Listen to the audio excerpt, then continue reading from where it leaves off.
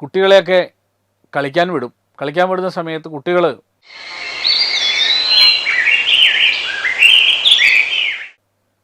ആരെങ്കിലും വന്ന് പേടിപ്പിച്ചാൽ അമ്മേന്ന് പറഞ്ഞ് ഓടുകയാണ് ചെയ്യുക. എന്നിട്ട് നേരെ അമ്മയുടെ മടിയിൽ പോയി ഇരുന്നാൽ പിന്നെ കുഞ്ഞിന് ഭയമല്ല. കാരണം തന്നെ രക്ഷിക്കാൻ തൻ്റെ അമ്മയ്ക്ക് കഴിയും എന്ന ഒരു ഉത്തമ വിശ്വാസം ആ കുഞ്ഞിന് ഉണ്ട്. അത് നൈസർഗികമായിട്ടുള്ളതാണ്. അതുപോലെ നൈസർഗികമായി ഉണ്ടാവേണ്ടതാണ് ഭഗവാനോടുള്ള നമ്മുടെ ഭക്തിയും. സമസ്ത പ്രപഞ്ചവും ഈശ്വരനാൽ പ്രകാശിതമായതാണ്. ഈശ്വരനാണ് എല്ലാത്തിനെയും പ്രകാശിപ്പിച്ചിരിക്കുന്നത്. സൂര്യനിലായാലും ശരി, ചന്ദ്രനിലായാലും ശരി, നക്ഷത്രങ്ങളിലായാലും ശരി, അതിലെല്ലാം ഈശ്വരൻ്റെ ജ്യോതി നമുക്ക് കാണാം, ഈശ്വരൻ്റെ പ്രകാശം നമുക്ക് കാണാം എന്നുള്ളതാണ് നമ്മൾ മനസ്സിലാക്കേണ്ടത്. അതായത് അപ്പോൾ ഇപ്പോഴെങ്ങനെയാണ് മനസ്സിലാക്കുക, അപ്പോൾ ഇതെങ്ങനെയാണ് മനസ്സിലാക്കുക എന്ന് ചോദിച്ചാൽ, സൂര്യനെ കാണുമ്പോൾ സൂര്യൻ്റെ പ്രകാശത്തിന് കാരണമായ ഭഗവാന്റെ പ്രകാശത്തെക്കുറിച്ച് ചിന്തിക്കണം.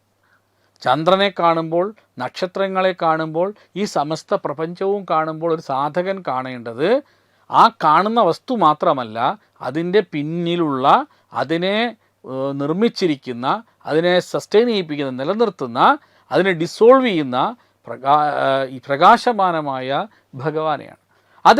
അത് ഈശ്വരൻ്റെ ഒരു ജ്യോതിയായിട്ടാണ് നമ്മൾ കാണുന്നത്.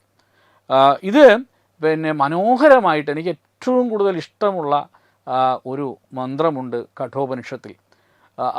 ന തത്ര സൂര്യോഭാതി ന ചന്ദ്രതാരകം നേമാ വിദ്യുതോ ഭാന്തി കുതോയമഗ്നിഹി തമേവ ബന്ധമനുഭാതി സർവം തസ്യ ഭാസ സർവമിതം വിഭാതി എന്ന് പറഞ്ഞിട്ട്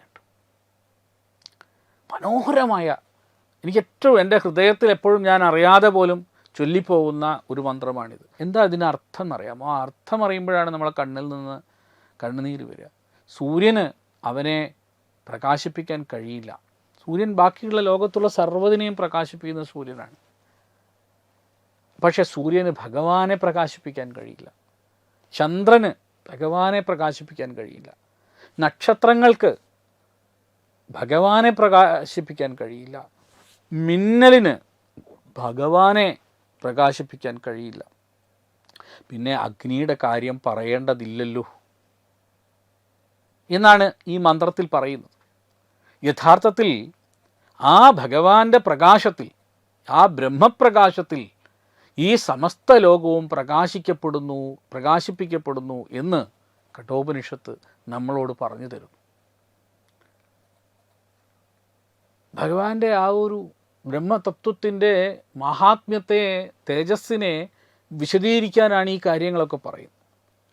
സൂര്യനാണ് ഈ ബ്രഹ്മാണ്ടത്തിൽ തന്നെ ഏറ്റവും നമ്മൾ കാണുന്ന അഗ്നി ഗോളം എന്നത്.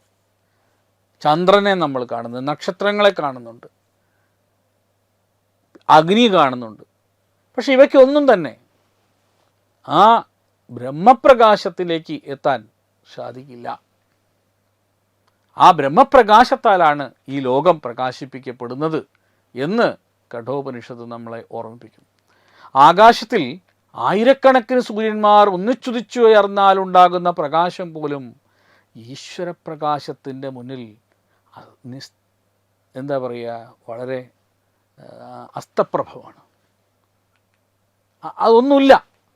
അങ്ങനെ ഒരു ശ്ലോകം തന്നെ ഉണ്ടല്ലോ ഗീതയിലെ 11-ാം അധ്യായത്തിലാണെന്നാണ് എൻ്റെ ഓർമ്മ.